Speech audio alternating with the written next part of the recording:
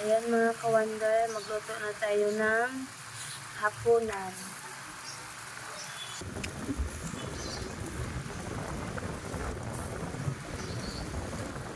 Ayan mga ka-wonder, gagawa tayo ngayon ng salad.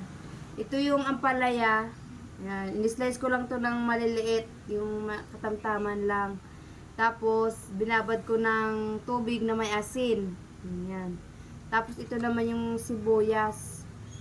Nakalimutan ko lang bumili ng kamatis.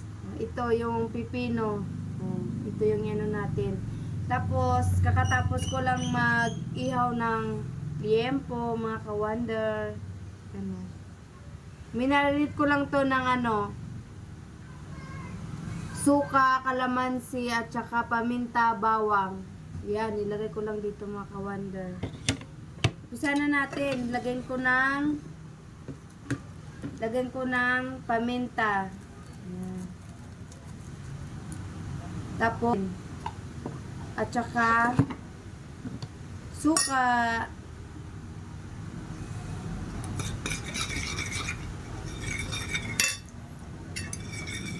Ang sarap kasi ito i-partner sa sa inihaw na liempo.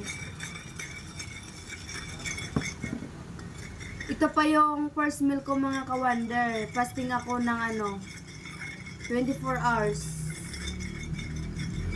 Ngayon naramdaman ko na yung gutom. Pero kanina hindi talaga ako nagugutom. Kain na natin yung ampalaya.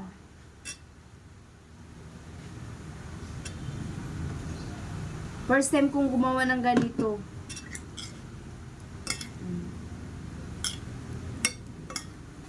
Mix. Then, lagay na natin yung pipino. Malit lang yata yung lagayan. Gosh.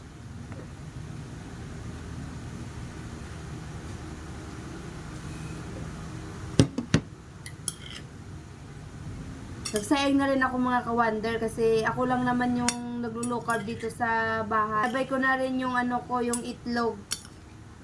Pinatong ko dun sa kanin para tipid sa gas. Maganda sana to kung may kamatis para mas lalo siyang makulay. Siyempre ibabad ko muna to ng 30 minutes. Ilagay ko sa ref para malamig-lamig para maano yung lasa niya. Babad ko muna. And then ilalagay ko na yung sibuyas. Parang natatakam na ako mga ka-wonder. Tatakam na ako. Yan ang sili. Yan. At saka kalamansi kasi wala akong lemon Kalamansi na lang ilagay ko. Masarap din to pag may itlog na maalat. Diba?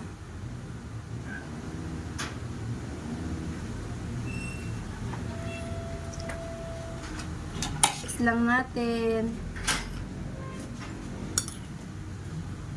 Kain na. Wow. Tikman mo ba kung masarap? Ano yung sabi mo? Ano lang, yung paminta at saka asin. Kasi nilagay ko pa sa rep to Ay, ito pala dito ka? And ito pa may tira pa na dinuguan. Yan.